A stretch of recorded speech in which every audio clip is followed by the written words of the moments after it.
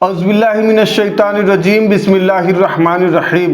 حضرت سیدنا عبد الرحمن ابن زیاد ابن انعام علیہ رحمت اللہ الاکرم فرماتے ہیں، ایک مرتبہ حضرت سیدنا موسیٰ علی نبینا و علیہ السلام محفل میں تشریف فرما تھے کہ ابلیس ملعون آپ علیہ السلام کے پاس آیا۔ اس نے اپنے سر پر مختلف رنگوں والی بڑی سی ٹوپی پہن رکھی تھی۔ ابلیس آپ علیہ السلام کے قریب آیا اور رنگین ٹوپی اتار کر آپ علیہ السلام کے سامنے رکھ دی، پھر کہنے لگا، اے موسیٰ علیہ السلام، آپ پر سلامتی ہو۔ حضرت سیدنا موسیٰ علی نبینا و علیہ السلام نے اس سے پوچھا، تو کون ہے؟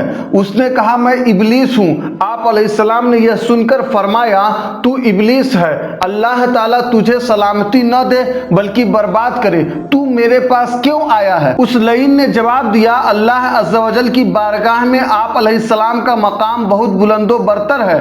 آپ علیہ السلام اللہ عز و جل کے برگزیدہ پیغمبر ہیں، میں اسی لیے آپ کی بارگاہ میں سلام عرض کرنے آیا ہوں۔ آپ علیہ السلام نے پوچھا، یہ مختلف رنگوں والی ٹوپی کیا ہے اور تو نے یہ کیوں پہن رکھی ہے؟ ابلیس نے جواب دیا، یہ میرا جال ہے، میں اس کے ذریعے لوگوں کے دلوں کو شکار کرتا ہوں، انہیں اپنے جال میں پھنساتا ہوں اور ان پر حاوی ہو جاتا ہوں۔ یہ سن کر آپ علیہ السلام نے استفسار فرمایا، کس سبب سے تو نیک لوگوں پر حاوی ہو جاتا ہے؟ شیطان نے کہا، جب انسان اپنے اعمال پر مغرور ہو جائے، اپنی نیکیوں کو بہت زیادہ شمار کرنے لگے اور گناہوں کو بھول جائے تو میں اس پر غالب آ جاتا ہوں اور اسے مضبوطی سے جکڑ لیتا ہوں۔ اے موسیٰ علیہ السلام، میں آپ کو 3 باتوں سے خبردار کرتا ہوں۔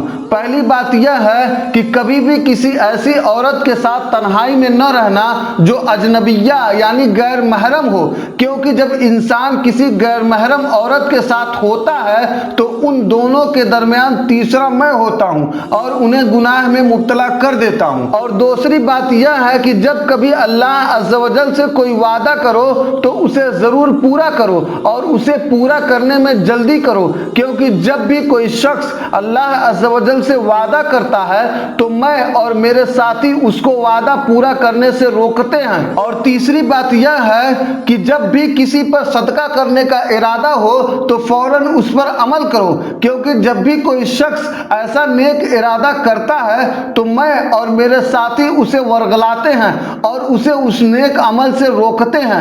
اتنا کہنے کے بعد شیطان مردود آپ علیہ السلام کے پاس سے رخصت ہو گیا اور وہ یہ کہتا جا رہا تھا، ہائے افسوس، موسیٰ علیہ السلام میرے تینوں واروں سے واقف ہو گئے، ان کے ذریعے ہی تو میں لوگوں کو بہکاتا ہوں، اب موسیٰ علیہ السلام تو لوگوں کو ان باتوں سے آگاہ کر دیں گے۔ اللہ عز و جل ہمیں شیطان کے حملوں سے محفوظ فرمائے۔